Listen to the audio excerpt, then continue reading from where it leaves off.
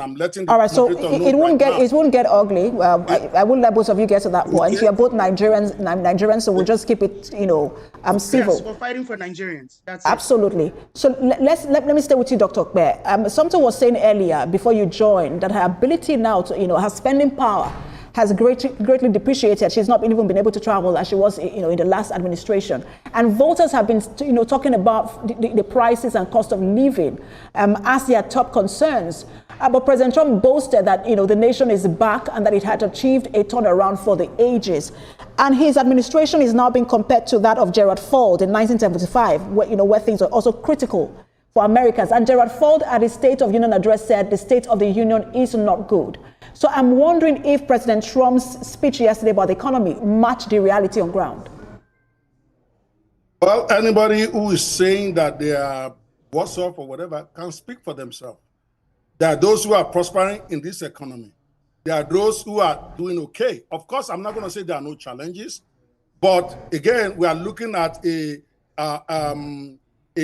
nation that is practically divided into two parts. So depending on who you are listening to, those who hate Trump or who hate what the Republicans are doing will say the nation is going backwards.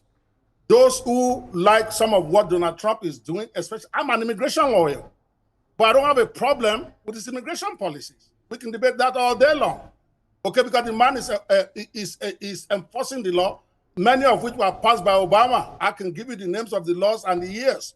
Okay, so you can debate his tone, he's aggressive, he's rude.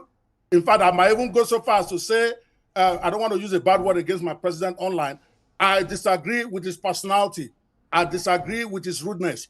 But do I disagree with his policies? No, I'm with his policy 80% of the time. And even with the enforcement, how that policy is enforced, 2 Americans have died in the process of that immigration policy being enforced. You also agree with that? Exactly.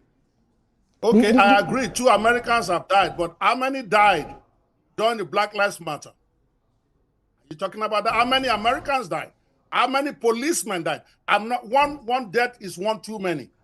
But let's not start getting on any high horse because 2 Americans died while they were enforcing the law.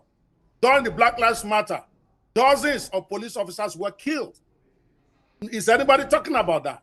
Do you want names and figures?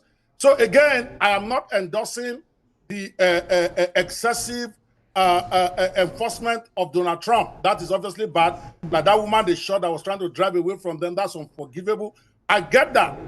But if you are talking 2 in terms of a nation of 250 million people, the other side will try to make it sound like Trump is killing everybody, including Americans on the streets of America. All right. But I live here too, and I go to court every day. I want to bring in some to react to what you have said.